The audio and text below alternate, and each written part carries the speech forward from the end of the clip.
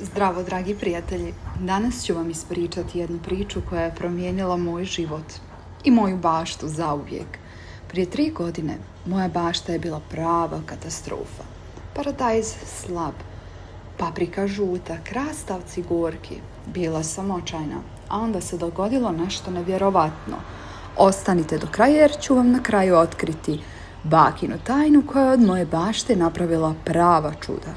Recept koji se prenosi kroz generacije i koji će potpuno promijeniti način kako gledate na uzgoj povrća.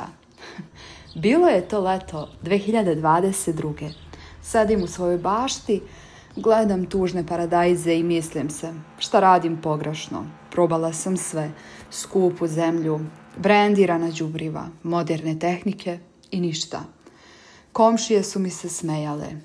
Vidio je bašte, agonija, govorili su. I tu dolazi moja baba, 87 godina. Gleda moje remek delo i samo sliže ramenima. Sine, ti si zaboravila najvažnije. Šta, baba, pitam je. Zaboravila si da biljke jedu isto što i mi. Prirodnu hranu. I tu počinje prava priča. Baba me povede do svoje bašte. Ljudi moji, to je bilo nešto što nikad neću zaboraviti. Paradajz visok koliko i ja. Paprike velike kao šake. Krastavci koji se guraju jedan preko drugog. Kako, baba? Pitam šokirano. Osmehne se i kaže, deda tvoj, kog nisi upoznala, naučio me je jednom receptu. Njegov otac ga je naučio od svog oca. Ovaj recept je star koliko i naša familija.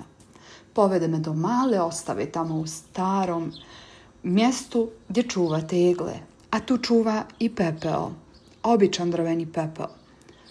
Ovo je hrana za biljke kakvu priroda pravi milionima godina, bez hemije, bez komplikovanih formula, samo ono što zemlja razumije. Baba mi je pokazala kako se pravi taj čudesni napitak za biljke. Slušaj pažljivo, reče mi, 1 kašika pepela, samo od čistog drveta, ni od čega drugo, u 1 šolju vode. Pomiješaš, ostaviš da se smiri 2-3 sata, pa zalivaš. I to je to, pitam nevjerno. To je to, ali pazi kako i kada. I tu mi objašnjava. Paradajz jednom nedeljno kad cvjeta, ujutro ili uveče oko korijena. Paprika svakih 10 dana uveče kad se ohladi. Pola šolje je dosta. Krastavac jednom nedeljno, može i po listovima.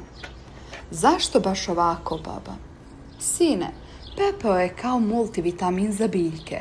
Ima kalcijum za jačinu, kalijum za rađanje, magnezijum za zelene listove, a kad se polije naveče, biljka ima cijelu noć da to upije. Kao što ti jedeš večeru, pa odmaraš. Otišla sam kući s tom pričom. Što da ne bi probala? Šta gubim? Prvi put sam zalila po babinoj recepturi. Ništa. Drugi put još ništa. Ali 3. put, ljudi moji, kao da je neko uključio čudesnu lampu. Paradajz je počeo da se zeleni, paprike da blešte, a krastavci da se guraju.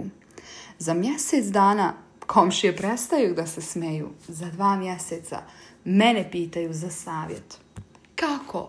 Šta si radila? Pita komšija Miloš. A ja ponosno kažem, babina tajna. Poslije sam istraživala zašto to funkcioniše. Ispostavilo se da baka nije griješila ni u čemu. Drveni pepeo je prirodna riznica. Kalcijum pravi jače ćelije, biljka otpornija na bolesti. Kalijum pomaže cvjetanju, više plodova. Magnezijum pomaže lišću da pravi hranu, zeleni listovi. Podiže pH kisele zemlje, biljke bolje jedu hranjive materije.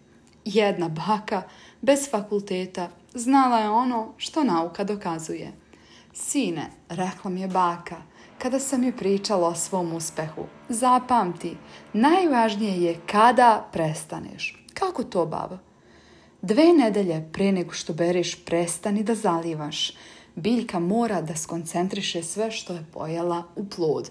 Kao što ti ne jedeš baš pre spavanja, tako ni biljka ne jede baš sve pre rađanja. I tu sam shvatila, baba ne samo da zna recept, već zna i priču cijele biljke. Eto, prijatelji, i to je priča koja je jedna baka od 87 godina spasila moju baštu i moj ponos. Danas, 3 godine kasnije, moja bašta je ponos u selu. Komšije dolaze po savjet, a ja im uvijek kažem, ovo nije moja mudrost, ovo je mudrost generacija. Probajte ovaj recept i javljajte mi kakvi su rezultati. Fotografišite svoju baštu prije i poslije. Želim da vidim čuda koja će se dogoditi. Ako vam se dopala ova priča, lajkujte ovaj video, pretplatite se jer za vas imam još ovakvih priča. Podijelite sa prijateljima, možda i oni imaju bake pune mudrosti. Prijatelji poljoprivrednici, danas ću vam otkriti nešto što možda niste znali. Kako jedan tropski plod može revolucionarno poboljšati vašu baštu? Ne, nije to nikakva nova hemija iz prodavnice, već nešto što priroda već hiljadama godina koristi. Lajkujte ovaj video i obavezno ostanite sa nama do kraja videa jer ćemo sa vama podijeliti i recept. Prošle godine sam imala veliki problem. Moji paradajzi su bili slabi, paprike pale, a krastavci nekako bezvoljni. Koristila sam sva moguća đubriva iz prodavnice, ali rezultat nije bio zadovoljavajući. Troškovi su rasli, a prinosi opadali.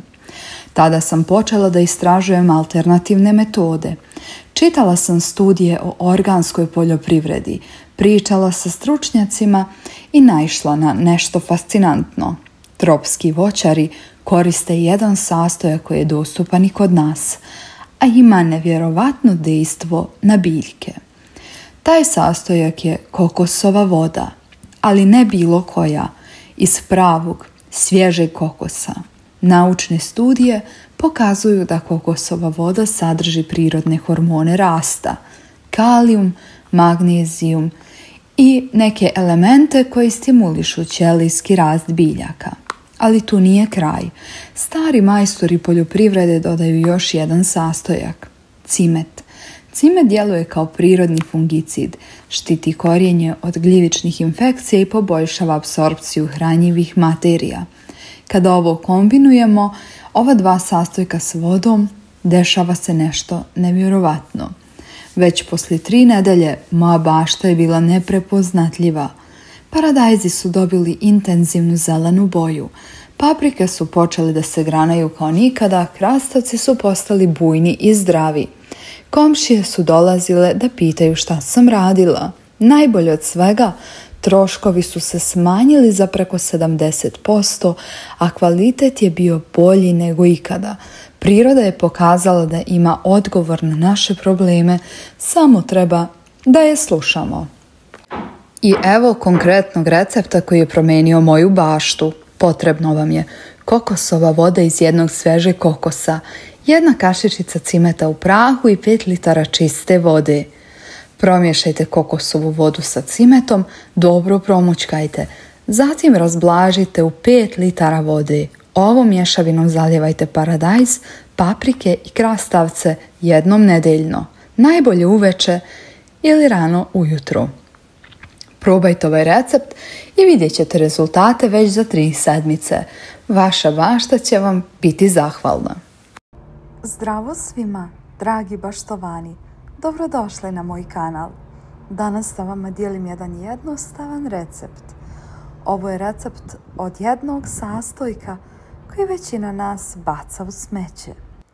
Nemojte bacati više ovo u otpad. Napravite prihranu za vaše biljke. Sutra ujutru, kada popijete kafu, ne bacajte talog od kafe. Pokazat ću vam kako taj otpad čini paprike, paradajz i krastavce duplo veće i ukusnije. Ovaj trik kriju čak i iskusni baštovani. Lajkujte odmah ovaj video ako pijete kafu, a možete pritisnuti i zvonce za još obavještenja.